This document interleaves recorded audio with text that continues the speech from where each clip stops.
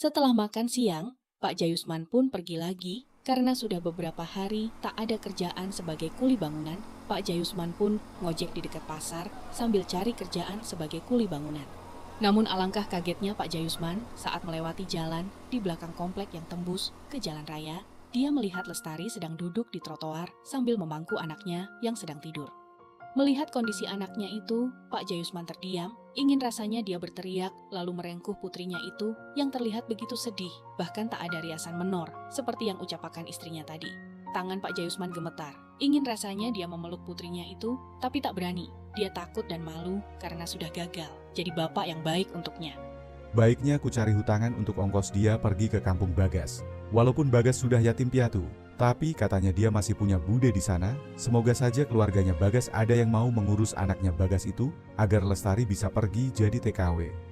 Pak Jayusman pergi ke rumah temannya yang biasa mengajaknya kerja bangunan untuk minjam duit 300.000. Seharian Lestari duduk di trotoar itu hingga sore, lalu dia pun pulang karena yakin jika bapaknya sudah pulang. Tapi sesampainya di rumah ternyata bapaknya belum pulang. Lestari pun dimarahi habis-habisan oleh Bu Romlah karena dia pulang tak bawa beras dan telur. Seharian kamu ini ngapain saja? Mana mungkin Yemi seharian tak dapat apa-apa? Aku sudah bilang ajak anakmu mengemis di lampu merah. Jangan pulang kalau belum dapat duit yang bisa beli beras 2 kilo dan telur 1 kilo. Ini kamu malah pulang gak bawa apa-apa. Ampun Bu, tolong berbaik hatilah pada anakku. Ibu kan juga punya anak perempuan. Coba bayangkan jika anak ibu di posisiku. Balas Lestari sambil menangis dan anaknya pun ikut menangis keras hingga membuat Bu Romlah semakin gemas. Karena stres mendengar tangisan anak Lestari, Bu Romlah pun mencubit lengan bocah itu hingga nangisnya justru semakin kencang menjerit-jerit. Jangan Bu, jangan sakiti anakku. Jika ibu mau memukul atau mencubit pukul aku dan cubit aku saja, tapi jangan sakiti anakku. Sementara Pak Jayusman yang sudah pulang sejak tadi pun hanya bisa mengelus dada dengan apa yang dilakukan istrinya pada anak dan cucunya itu.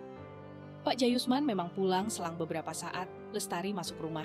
Tapi karena dia jalan kaki, jadi tak ada yang tahu kedatangannya hingga dia melihat semua perlakuan istrinya pada Lestari.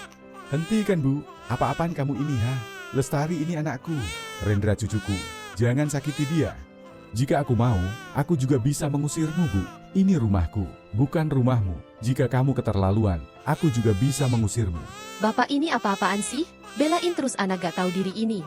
Gerutu Bu Romlah lalu pergi begitu saja menuju dapur. Pak Jayusman mengelus kepala Lestari lalu menggendong cucunya yang masih menangis itu dan mengajak Lestari keluar rumah agar bayinya diam. Kemasi bajumu dan foto-fotomu bersama Bagas itu, taruh di tas dan kardus. Besok kamu pergi ke rumah budenya Bagas di Jawa.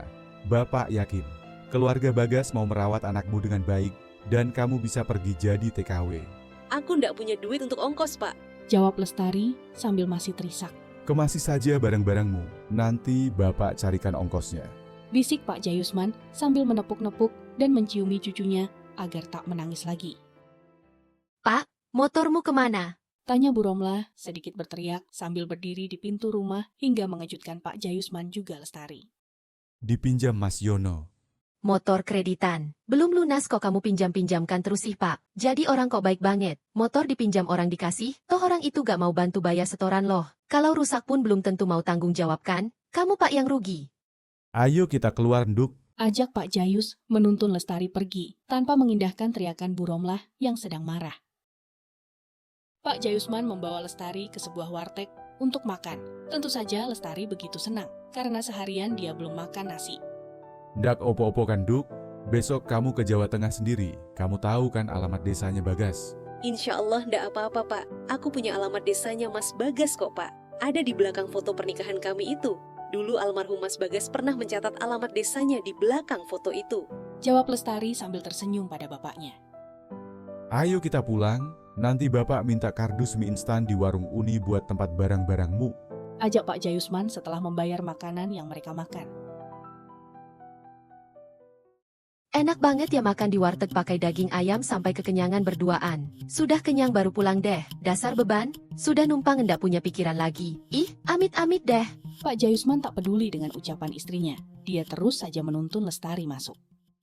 Ingat Bu, kamu juga punya anak perempuan yang sudah menikah. Jangan sampai hukum karma atas kelakuan jahatmu pada Lestari menimpa anakmu. Ih, amit-amit deh. Anakku itu ndak seperti anakmu itu. Suaminya kerjanya mapan, gajinya pun lumayan. 6 jutaan, Anda akan mungkin mengalami nasib seperti anakmu yang bodoh itu. Dulu gaji suaminya Lestari juga 3 juta lebih, hampir 4 juta.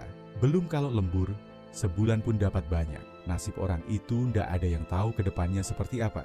Jadi jangan sombong dan takabur. Sudah tahu gaji ngepas, ngapain cari kontrakan yang mahal? Satu rumah sebulan 1 juta. Harusnya sewa saja rumah bedeng yang sebulannya 4 atau 500 juga sudah cukup. Opo, kamu pikir cari kontrakan itu gampang? Kontrakan murah itu jadi rebutan. Lagian dulu kontrakannya kan sudah dibayar setahun full sama Bagas karena baru nikah. Bagas ingin membuktikan pada Bapak kalau dia akan menempatkan Lestari di tempat yang layak. Jawab Pak Jayusman dengan kesal. Belain terus anak yang tak berguna itu. Belain terus. Teriak Bu Romlah sambil berlalu. Sudah ndak opo-opo, kemasi barang-barangmu di kardus itu, bajunya masukin ke tasnya. Mau kemana itu, Pak? Tanya Siva sambil melirik sinis Lestari yang sedang merapikan bingkai-bingkai fotonya dan sang suami. Kamu ini anak kecil ndak usah cerigis. Kalau kecil-kecil sudah cerigis, nanti gedenya kayak ibumu itu loh. Mulutnya nyerocos terus, kayak petasan. Siva pun segera pergi ke dapur untuk mencari sang ibu yang tampak kesal duduk di kursi meja makan. Bu, Mbak Lestari itu mau kemana? Barang-barangnya dimasukin ke kardus loh. Mau minggat atau mau jadi gelandangan, atau mau apapun, ibu ndak mau peduli. Yang penting dia segera pergi dari rumah ini, bikin pedas mata saja. Lestari yang mendengar ucapan ibu tirinya itu hanya menghela napas panjang dengan raut sedih. Dia sudah hafal dengan watak ibu tirinya itu yang memang tak menyukainya. Bahkan sejak baru menikah dengan bapaknya dan sebelum ada Siva, Bu Romlah sudah tak menyukai Lestari. Keesokan harinya, Pak Jayusman mengajak Lestari pergi ke terminal tanpa pamitan pada Bu Romlah. Karena Bu Romlah sejak pagi sengaja pergi dari rumah agar tak dimintai duit untuk ongkos Lestari yang mau pergi.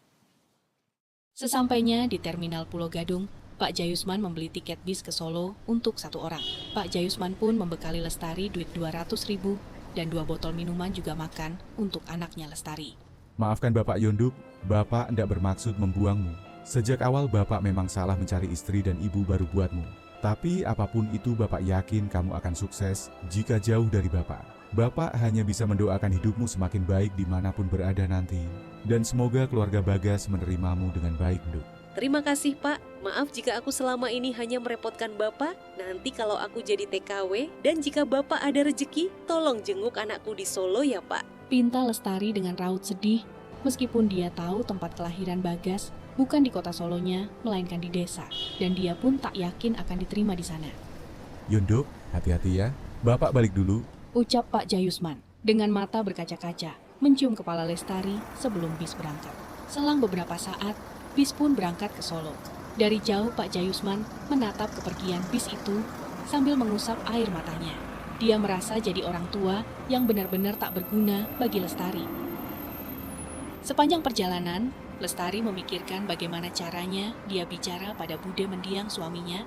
Lestari takut jika dia pun akan ditolak atau diusir, seperti saat dia datang ke rumah bapaknya itu. Narendra, anak Lestari kali ini sangat pintar. Dia tak rewel meskipun diajak naik bis lama. Bocah yang belum genap 1 tahun itu seolah tahu penderitaan sang ibu. Jam 5 pagi, bis pun berhenti di terminal Tirtonadi Solo. Seperti halnya kondisi terminal yang ramai, saat baru turun dari bis pun, Lestari disambut banyak calo ini dan calo itu. Namun Lestari langsung bilang jika dia orang miskin, tak punya uang, dan hanya ingin pulang kampung.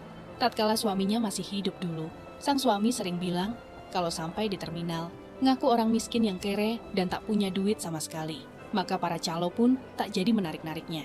Lestari pun masih harus naik angkutan umum sekali lagi untuk pergi ke desa sang suami dengan ongkos 15.000. Lalu masih naik ojek 10.000 untuk sampai di desa sang suami.